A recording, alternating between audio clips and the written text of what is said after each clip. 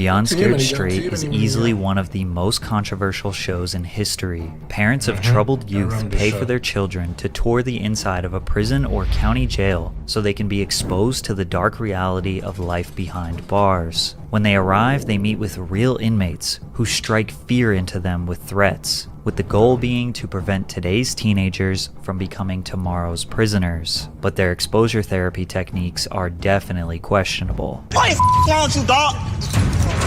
I remember this guy. Chill out. You were starting in the wrong way. This Kool-Aid, we put this on just like you. Lick your lips. Now stick your hand in that Kool-Aid. Just stick it in there. Oh, man, that could never be me. Now take your finger, just Never do this be to the bottom one.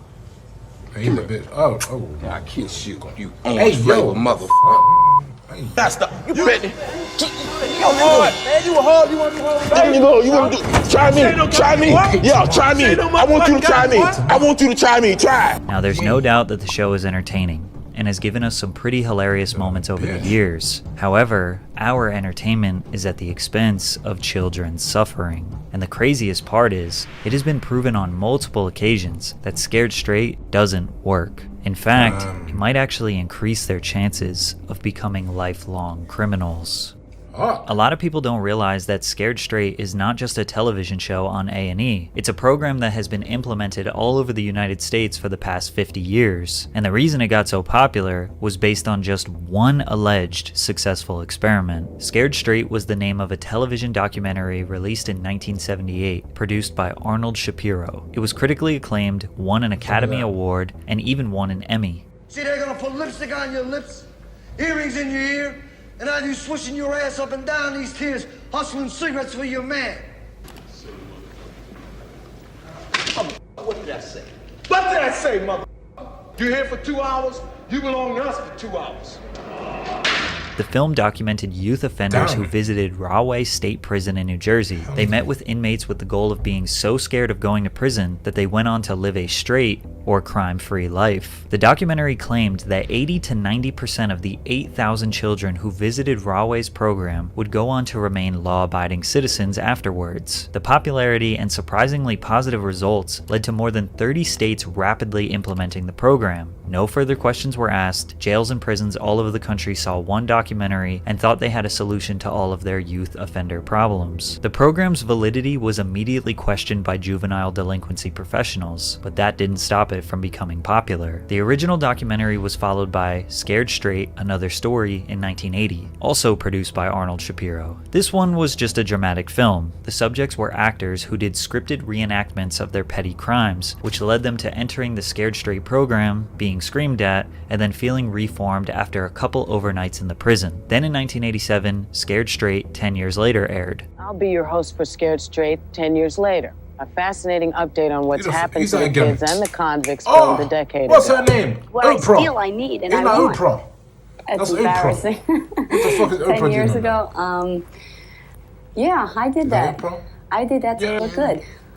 Now the difference is I want to look good, but I like to pay for what I take. We got to see the original 1978 crew, and they all explained how much the program changed their life for the better. The second half of the documentary introduced a new group of troubled teenagers. After their trip to Rahway State Prison, the documentary claimed that all 17 of the youth offenders were crime-free just 3 months after their visit. Then MTV connected with Shapiro for another sequel, Scared Straight 99. This documentary was potentially the most raw and shocking of them all. The prisoners were threatening these kids to levels we had never seen before. One inmate made a kid hold his pocket as he walked around the cell. As a matter of fact, hold on to this mother. Hold on to my mother. White dog, you get killed, mother. And you walk with me, mother. Oh, fuck. I didn't carry in prison. This was I'm fighting highly you, bro. regarded as one of the best out of the series, carry in and prison, people I'm still fighting you. genuinely believe There's no this was an fucking way. effective form of therapy for youth offenders, which makes There's sense no when you fucking way. consider the societal standard during this time period. Mental health issues that are widely known today had not been vigorously studied. Mental health as a whole wasn't taken as seriously as it is now. Plus, it was a lot more common for parents to use tough love and physical punishment to discipline their children. These That's programs shit, I were got seen beat. as an extremely cheap Bro, and that changed convenient me. solution to a very complex problem that is juvenile delinquency. But where Scared Straight received renowned media attention was when they released their 20 years later special. They claimed that of the 17 original 1978 children, only one of them became a career criminal. The 95% success rate shocked news publications. Scared Straight was a miracle solution. They used 17 people's stories for 20 years to justify this entire program around the United States. But the popular A&E series you all know and love didn't come until 2011 and was produced by the same man, Arnold Shapiro. But first, a quick word from our sponsor, Underdog Fantasy. I want to tell you about the easiest way to get in on some, and you can win up to 20 times your money in one night. Underdog keeps everything super simple with their intuitive website and their mobile app. Pick between 2 to 5 players to fill your pick'em entry, get every pick right. Underdog Fantasy is available in many states across the US. Check this map to see if you are in one of the eligible states. Again, download the Underdog Fan United States for 30 plus years. Beyond Scared Straight was a TV show that documented the experiences of troubled children as they embarked on a forced tour of a maximum security prison or jail. During the tours, inmates and officers would go to the greatest lengths, screaming, locking them in cells, putting lipstick on them, roughing them up, anything they could do to shock the children and make them terrified of going to prison in hopes that it would steer them clear of a life of crime. What's up? You like to fight, homie? That's what you like to do, huh? You little bitch. You's a bitch, homie. You's a Pop-Tart. I see right through you, homie. You better not stop. You better. Pitch him up like he's a bitch. Try me.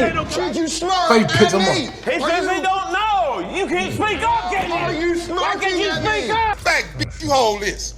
You drop it, I'll smack out of you. I don't give a about going. This was the most staggering and horrific Scared Straight program we had ever seen, and people loved it. The show's premiere alone attracted a staggering 3.7 million viewers, making it the most watched original series debut in the network's history. The undeniable success of Beyond Scared Straight led them to producing 83 episodes across 9 seasons, spanning from 2011 until 2015. But the most eye-opening realization about this show is that the Scared Straight program was proven by the federal government not to work. Since the release of the original film, many justice institutions and criminal prevention professionals have thoroughly studied the effects of the program to determine if it actually works. Surprisingly, numerous studies have shown that the Scared Straight method can actually do more harm than good. The most significant study was conducted by the US Department of Justice after the release of the original film. They examined the outcomes of 9 controlled trials conducted from 1967 to 1992. This involved over 900 children, with the average age of 15 to 17, who participated in Scared Straight-like programs in 8 different states. Also, each study was conducted by a different research team. Every one of these studies also had a control group that did not attend a Scared Straight program, so they were comparing youth offenders who went to Scared Straight versus youth offenders who didn't attend one, and measured their likeliness to become a reoffender. The study found no evidence to support the effectiveness of Scared Straight. If I was ever on that, I would never reoffend again. Niggas in my face, he told me to put something on my lips. Another nigga told me to hold his pocket. And if I don't do it, I'm a bitch. Are you crazy?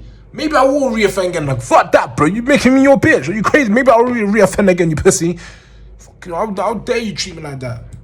Bitch, maybe I won't, depending on the person that's doing that to me. Because maybe you'll beat my ass and then my mom will beat my ass. In similar programs. In fact, all analysis showed that involvement in these programs increased measures of crime and delinquency. In nearly every one of the 9 studies, the group who went to Scared Straight had a higher rate of reoffense than the group who didn't go. After this comprehensive study was published, many others were conducted with different test subjects, different age groups, and different crimes. Many of the studies would produce very similar results. In 1997, University of Maryland researchers completed a report for Congress on the evidence for various crime prevention strategies. The researchers had no problem listing Scared Straight as one of the programs that doesn't work. To make things worse, these programs could potentially violate federal law. In 2002, which was 9 years before the first A&E episode aired, the Office of Juvenile Justice and Delinquency Prevention in Washington informed all states that Scared Straight programs or similar programs may violate the separation requirement of the JJDP Act. According to the act, it is mandatory that juvenile offenders and non-offenders should not be detained or confined in any institution where they may may have sight or sound contact with adult offenders. In short, it's illegal to have kids in jail with adults, which makes this clip even harder to watch. A terrified 9-year-old boy dangled like a raw piece of meat. What the fuck?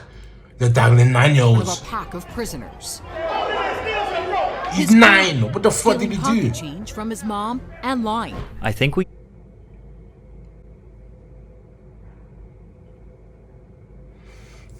So you're telling me you put him inside of there because he stole pocket change from his mom.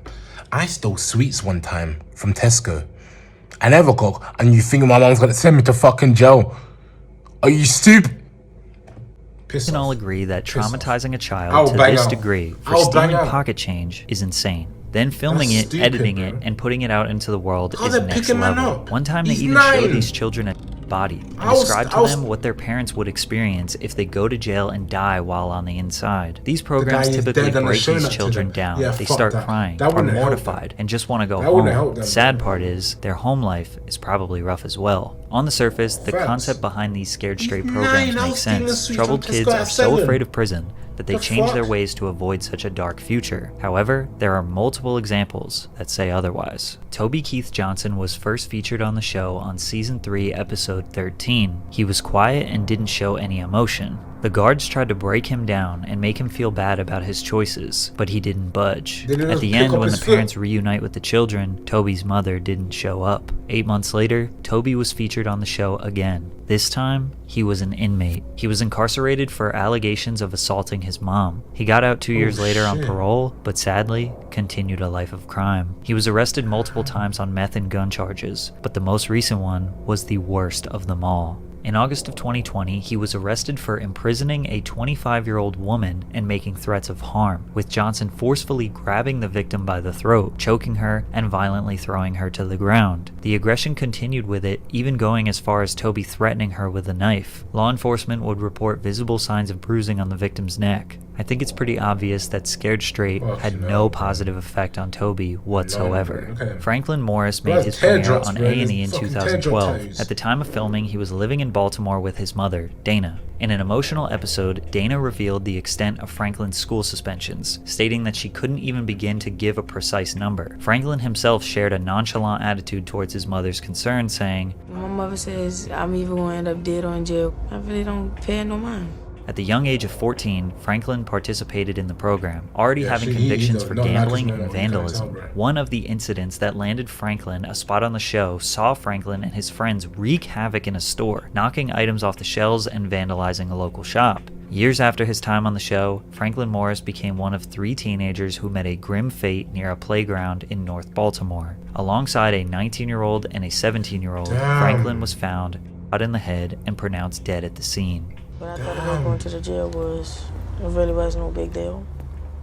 The reset program, it didn't change me. 4 years It later. really don't feel no different. Since the majority of the show's participants were children at the time, it's hard to find the long-term results of their lives. However, based on what I found, it seems like a lot of them went on to live regular lives. If you search what happened to so-and-so from Beyond Scared Straight, most of what you find is clickbait leading you to an Instagram page of someone who we can't confirm was actually on the show. So if the program has been proven to be ineffective through various extensive studies across the past 30 years, why did they do a show about it? Well, that's because the guy who has built an entire career from this program, Arnold Shapiro, is fully convinced that this program is a good thing. Shapiro says that all the extensive studies are totally irrelevant because they were done from 1967 to 1999. He also said that only the academic community believes proper counseling for youth offenders works. If society had the money or resources to do that, that would be great if every kid could have years of counseling, but it's not realistic. It would be interesting if A&E used the millions of profits from the show to get these youth offenders counseling, since society doesn't have the money, right? Shapiro shrugs off the criticism of Scared Straight. There's every variation. It works for some, it doesn't work for some, but you can say that about any program that exists. Shapiro thinks that as long as it works for some, then it justifies the program. And since the program exists, he is happy profiting off of it. He has openly admitted that the children they decide to be on the show are not the ones that they think will change, but rather the ones with the best personality. It really is based on their personalities and what happens with them. We didn't have any belief that Brandon T from Michigan, who stood up to the officers and just kind of had a meltdown, would ever change. Even when the tour was over, he got thrown out, but we still picked him because it was so explosive, and we never saw anything like that before or since. Although other kids have stood up to officers, it's amazing. When I went through high school or even college, you never thought you would disrespect a teacher or an authority figure, many times, especially somebody in law enforcement. especially in secondary. These kids have no fear. It's crucial to question whether the pursuit of profits overshadows moral principles, as corporate interests often prioritize ratings and financial gain over the well-being of humans. But it makes it even worse when you consider that the people they are affecting are not consenting adults. These are children, and it's being broadcasted to millions of people to watch them suffer. They are being told that this is genuine rehabilitation, and they don't really have a choice to participate. Occasionally they rebel so much that they get kicked out of the jail, but most of the time they are trapped with no escape. The truth is, everyone wants a quick and cheap solution to an extremely complicated and layered social problem that is juvenile delinquency. But hey, as long as it works sometimes, it's all good. Right? Sometimes they do need the show though to like get rehabilitated.